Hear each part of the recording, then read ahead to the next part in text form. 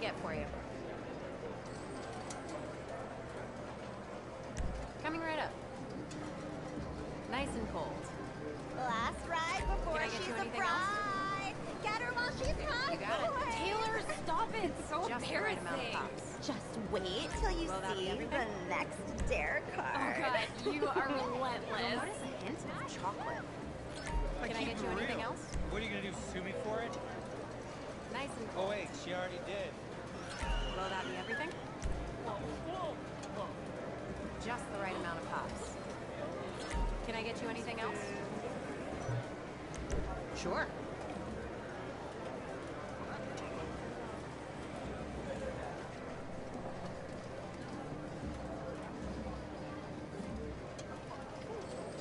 Voila.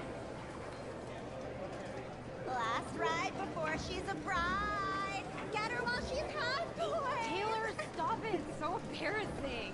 Just wait till you see the next dare that be everything? Oh card. god, you are relentless. Coming right up. Like, keep it real. What are you gonna do, sue me for it? Oh wait, she already did.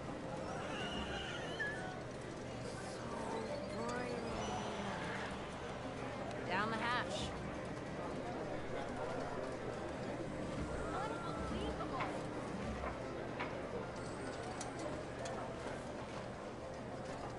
Can I get my usual? See you again.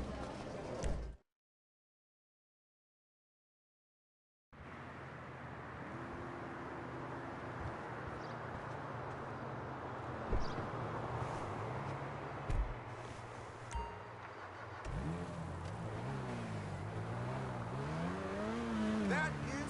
Wait.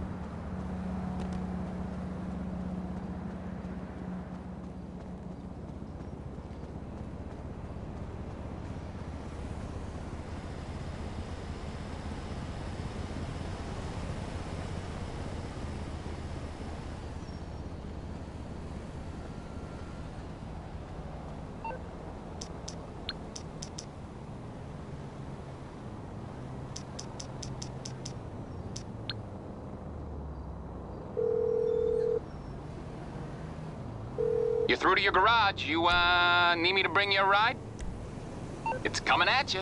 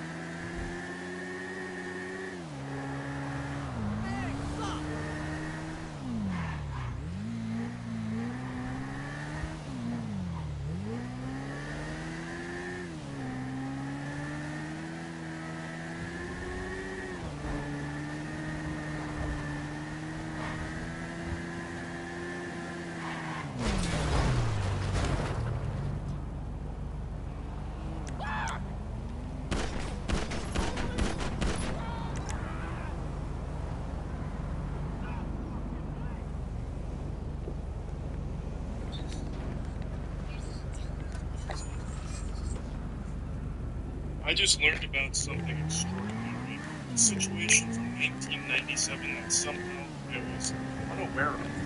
And I look back at my life 5 hours ago in disgust that I could be so ignorant to not know about this. I watched the video covering this and then watched the raw footage of the situation, and I'm confident this is footage I will never forget. The Men in Black couldn't neuralize this information out of my brain. A YouTuber named Sir W made a video about a guy wielding a sword holding off 50 cops. And on stream the other night, chat told me about it, and it piqued my interest, but I didn't watch it until today. And since finishing that video, I've embarked on a personal quest to learn everything there is to know about the Seattle Samurai, Tony Harrison.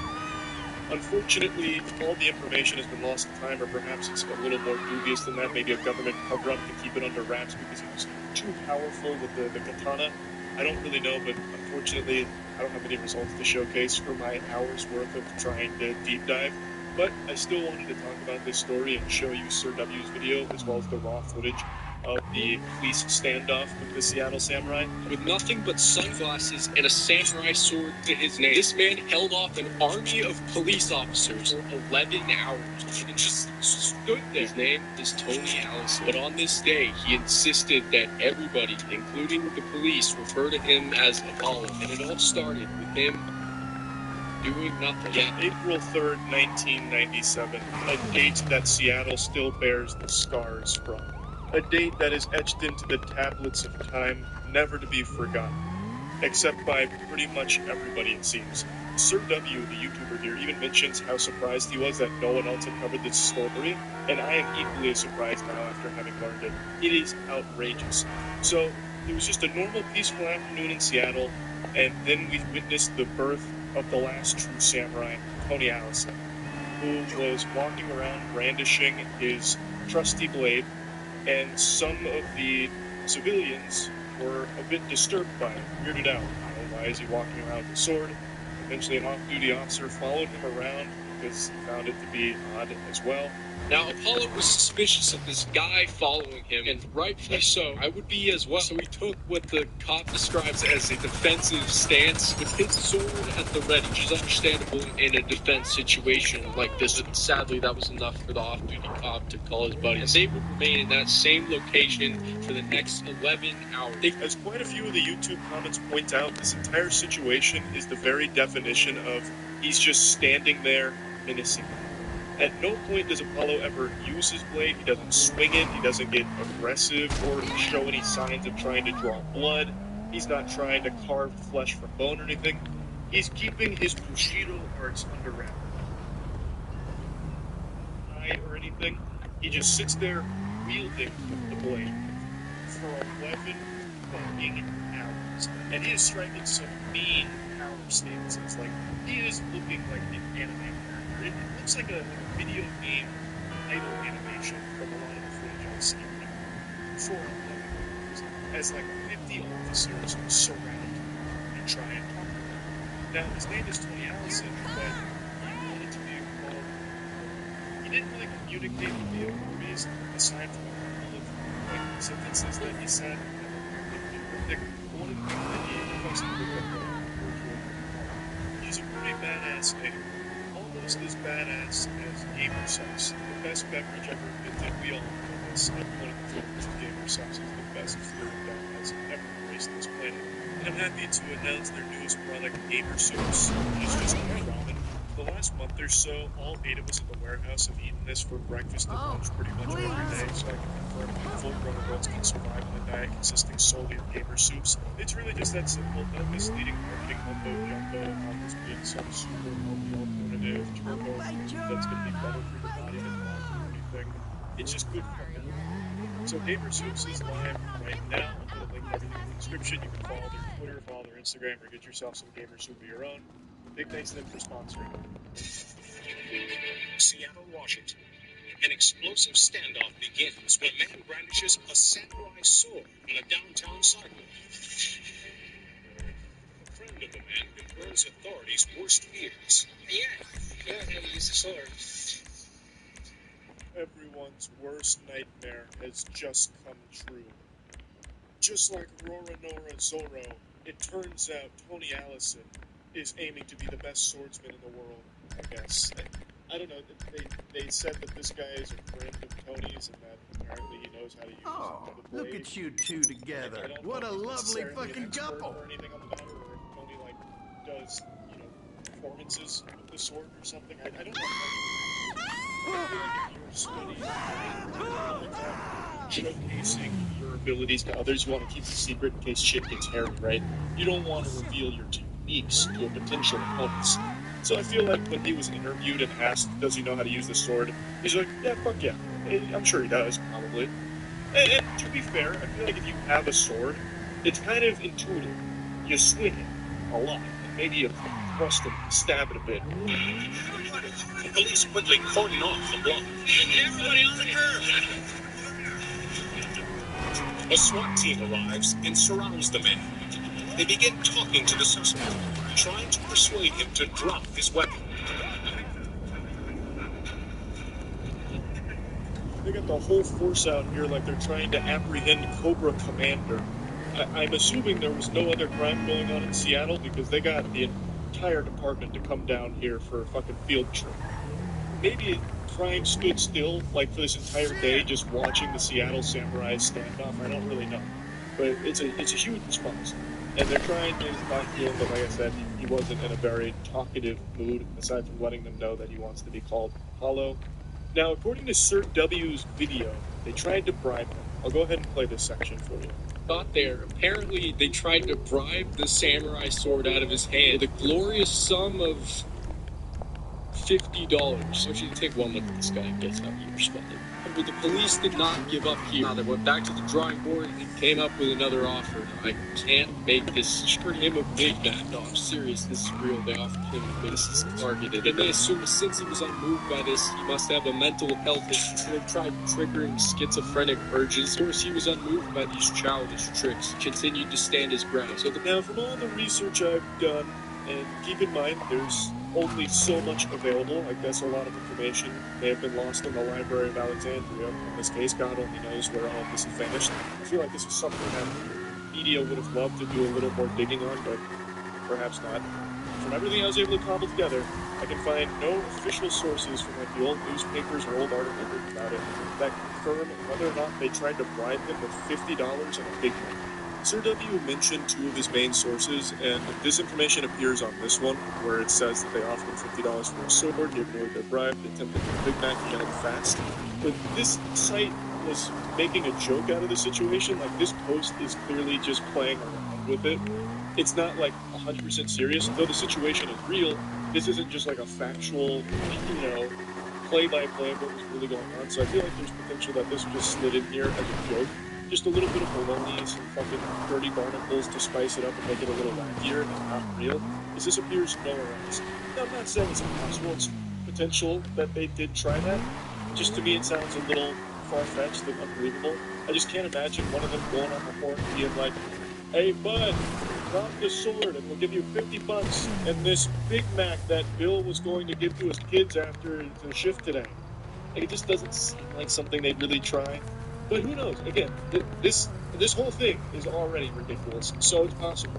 he also said that he was possessed by demons and wanted to kill them. He talked about Satan. He talked about his brothers in Russia and China, but he never really engaged or negotiated.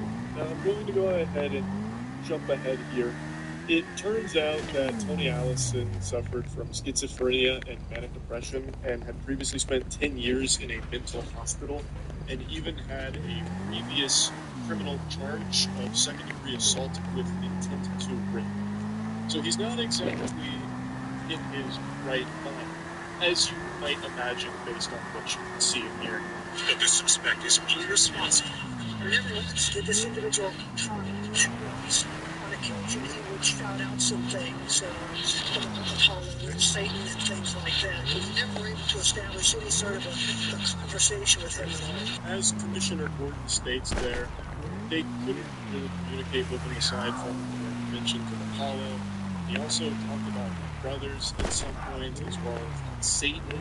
So it was very much a mental health crisis moment, which is why I think this lasted so long. Authorities really did know there was something like this, especially back then. I feel like they were even more in the dark on a situation like this. So they spent a long time in just a complete standstill for 11 hours, trying to talk to him, trying to get him to drop the sword, reason with him, to no avail. So then they started to brainstorm some more aggressive ideas. They load their guns with special beanbags that strike with the same impact as a heavyweight boxer's punch. They're designed to halt, but not harm suspects. Unable to convince him to stop, police fire the beanbags. The suspect retreats, but he ignores round after round and shows no sign of surrender.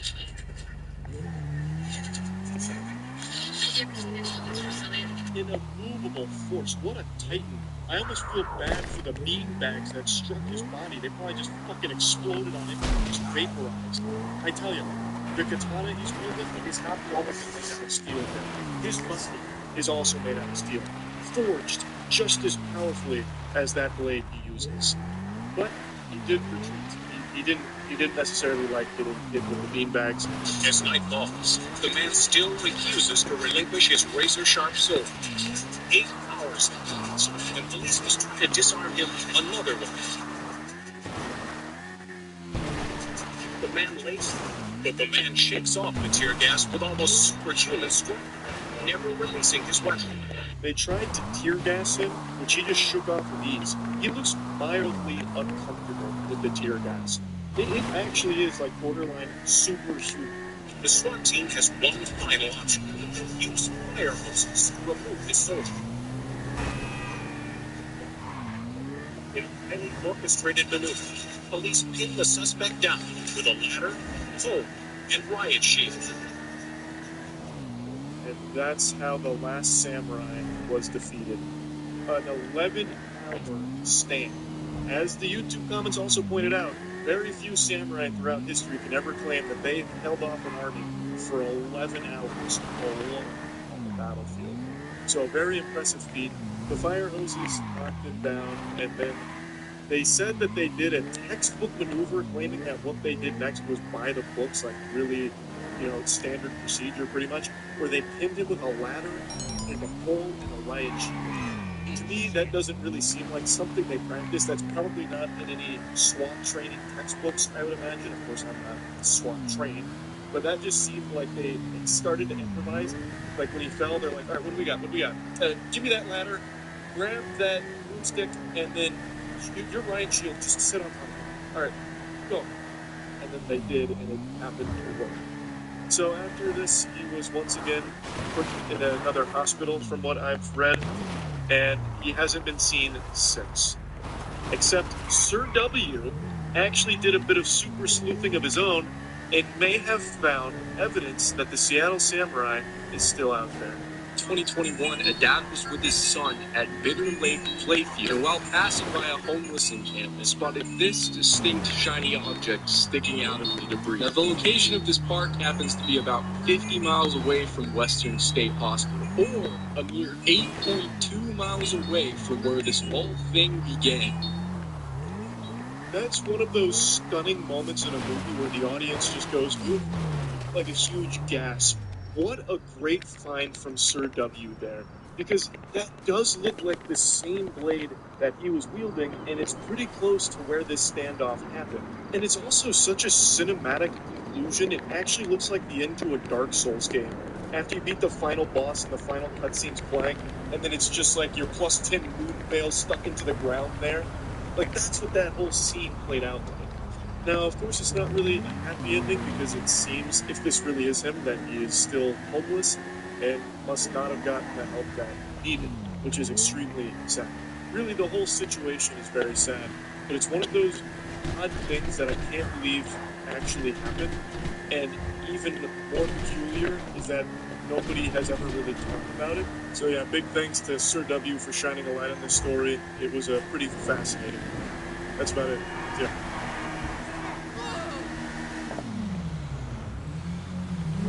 What makes you mad more than anything in the world? What gets under your skin and just kicks you off?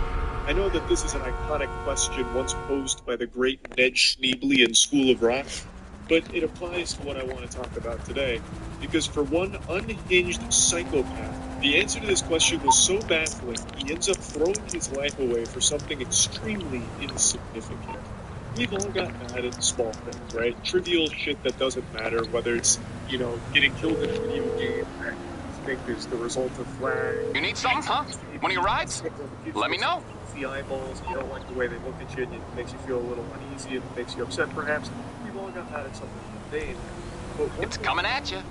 Just got so upset that a parade forced him to go on a bit of a detour that he decided to fucking bulldoze through the blockade and then drive through the parade, nearly hitting people, including children, and will now likely spend the rest of his life getting cars, rightfully so.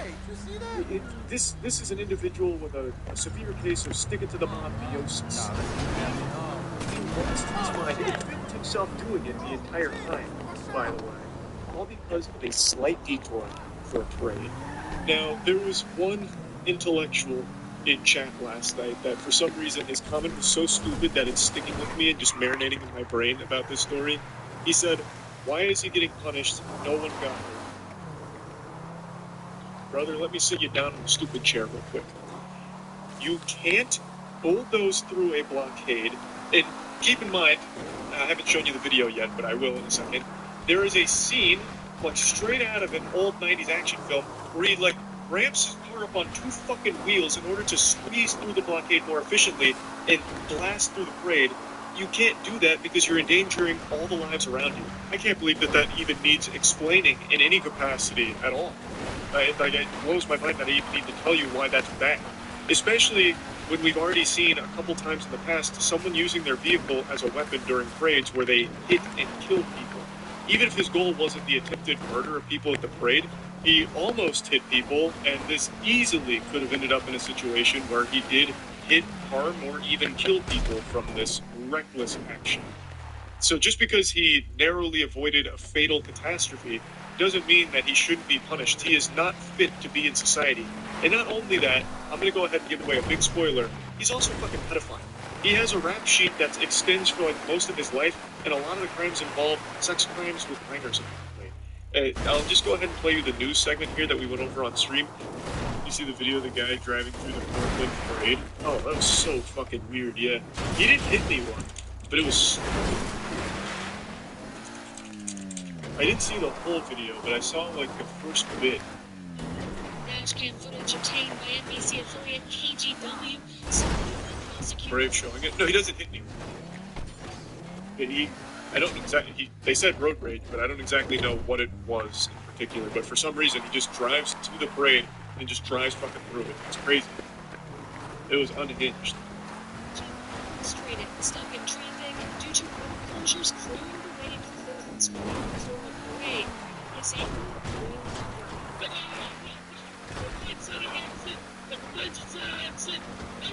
wait, so this was all over the road being blocked off for a parade. Holy shit.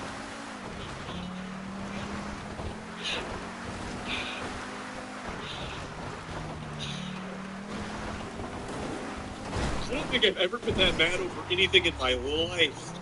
Jesus, he's got that bitch up on 2 wheels. God damn. Like I said, he doesn't hit anyone, but look at this shit. That's terrifying.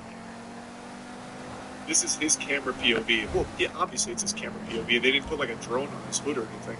For some reason, he records his own cabin, even though I can't imagine this is an isolated incident with this kind of blow up. Yeah, this is the guy. He caught himself in 4K. The accounts including attempted assault and reckless endangerment. He has pleaded not guilty. Residents not guilty, huh? So we sure? I've been framed. Has been in and out of prison and juvenile detention since he was 15 on sex abuse convictions against minors. Oh. So he's a pedophile, too. Good lord. What the fuck? Right, Aaron, thank Well, you. what a situation. All that because they blocked off the road for a fucking parade. They should just... Well, I mean, I don't think he's leaving jail again. 38 counts? Shocker. You can't do this. You can't just drive through a parade like that. So I don't think he's going to be leaving jail anytime soon. He was probably late to the Chris Hansen meetup. I really wonder what he was in such a rush for. I am curious. Man heard the elementary school was about to get out and he wanted to go get good seats. I have no idea what he'd be so angry about for having like a slight detour. You would think someone would be careful driving when they have a suspended license. Well, not only that, you'd think he'd be even more cautious having a suspended license and also being a fucking pedophile. Like, the last thing you'd want is for people to know about you. This man just put himself out there in the biggest way possible. The Macy's going back to jail parade. questionable. Suspended license, no insurance, and he's self-reporting. The self-recording might actually just be a court order, though, to make sure there's no children in his car.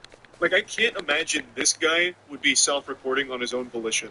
This had to be, like, the government stepping in saying, listen, you can have access to a motor vehicle, but we have to know who's inside your cabin at all times.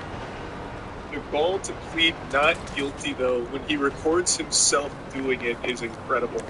I understand that that's probably just like the standard legal strategy, but man, that is very silly.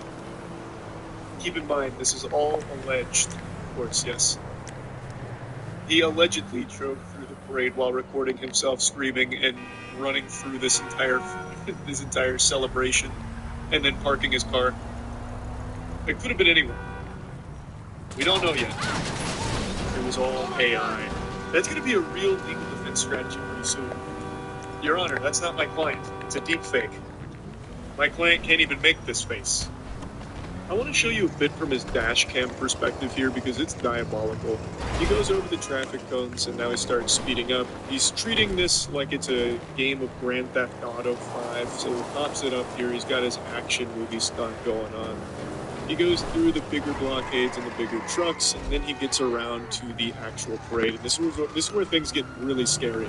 This isn't that kind of shit that has you hold your breath when you see the footage, because he is going fast. This man is fucking zooming. He is cruising here, nearly loses control because he, like, hops over the grass there, it seems. And then it almost feels like right here he starts contemplating whether or not to hit people. To drive through the parade for a lot longer, and there's also like a police officer that tries